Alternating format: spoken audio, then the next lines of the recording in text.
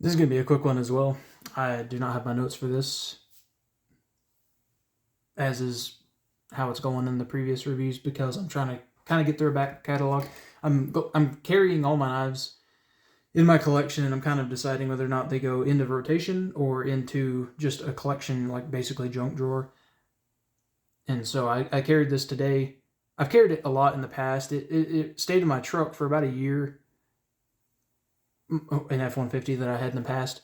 And whenever I sold the truck, I took it out and put it in the collection. But I've used it a decent amount here and there for different things. This is the Kershaw Secret Agent, or 4007 is the model number, and they sell it as the Secret Agent. It traditionally only comes with the single edge, and I sharpened the backside and gave it another edge. This was back when I first started sharpening. I didn't apex it quite right. It's a little wonky, and so it's not as sharp as it could be.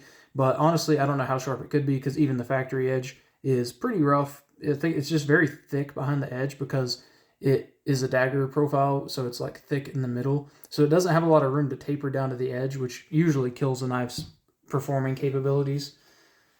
And in this one, it's no exception. It's 8CR13 MOV, which is far too soft for a knife steel, in my opinion. It's very widely used in the knife space. I don't like it. It's just so soft. You have to sharpen it multiple times a day. It's very easy to sharpen back, but there are just so many better steels. I don't see why we even bother with 8CR13 MOV. I paid $30 for this, which is honestly, that's a good price for what you get. If you are specifically looking for this sort of thing, it's sold as a boot knife. It has a really nice sheath. I don't know about a good sheath for a boot knife, because the clip isn't very, like, it's not like an ulti clip. Would probably be better for a boot knife, something you could really lock on and know it's never coming off. But it's a good, like, kit knife. It's obviously not good for EDC, and this review is kind of from an EDC standpoint. I think you won't be disappointed with it if you need to keep it like on a pack or in a truck, and you're really not going to cut a whole lot of stuff with it, but you want to know that you have a knife stowed somewhere that you can use in a pinch. It is good for that, for sure. And it cuts okay. Especially the factory edge, which is much better than my edge. But the factory edge cuts good. Or relatively good. It's not a very slicey knife. I literally today tried to cut a tomato with it, and it was just smushing it to death, even though the edge is sharp. Like, I've got it as sharp as it can be at this edge angle, but it was just smushing the tomato. It's just not good for that sort of thing, but if you've ever cut a tomato, you know you're going to kind of have a very slicey knife. But the tip is super sharp. It's definitely good as a dagger if you, for whatever reason, need to stab a lot of stuff, or need to know that you have a really pointy knife. It's good for that. I wouldn't use it as a throwing knife. The tang it's a full tang, but it's real thin, and where there's holes drilled in it where the screws go through. And I've seen in the Amazon review pictures, a lot of people have snapped their knife in half doing God knows what. So, would I EDC it? No. It just cuts so poorly because it's so thick behind the edge, and that's really my main complaint with it. I don't like 8CR13 MOV steel. I was in a period of severe boredom whenever I bought this knife, and I regret it for sure. $30. It's okay for what you get if you need a knife like this, but I don't, and so I guess that's more on me than the knife for sure. The sheath is good. I like Kershaw as a company, but this is a knife that you really only like in a very specific use case for sure.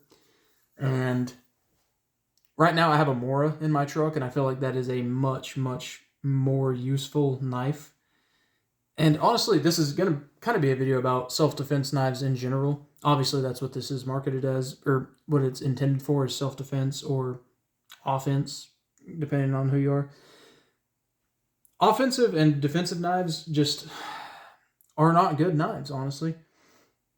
There are exceptions for sure. The Spyderco Yojimbo is I would say it's fairly good. I've never owned one or used one, but the grind looks okay. But dagger knives and double-sided knives in general, I've realized I just don't like them. Double-sided knives, because they always have this thicker section in the middle and then they taper down from there, they are always just so thick behind the edge, and they just do not cut well. And ultimately, that's why I would say, if you're looking, honestly, even if you're looking for a defensive blade, I just don't recommend it, because I think even a defensive blade should be a single-sided blade, and it should be a full flat grind, maybe a saber grind, but you should still be able to use it for everyday things. And you can with this knife, but I don't even know how to explain it because there's really no reason why it should on paper, but it just does not cut well. Even the factory edge, it doesn't slice very well.